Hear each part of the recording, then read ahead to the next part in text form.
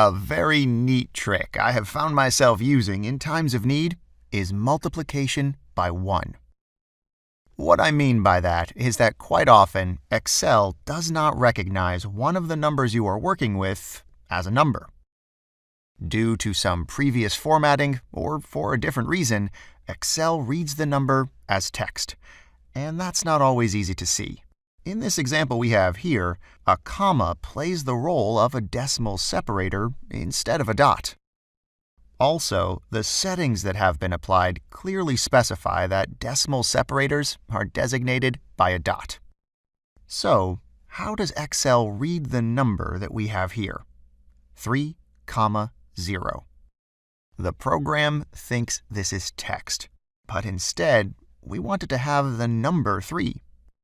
In a certain situation, when you work with a whole column of numbers, it can be difficult to check which are the ones perceived correctly or which are the ones containing issues in terms of cell formatting.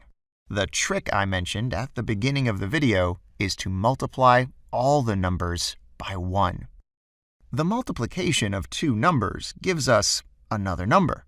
On the other hand, the multiplication of 1 and some text displays an error. In this way, we can easily spot errors and make the necessary corrections in no time.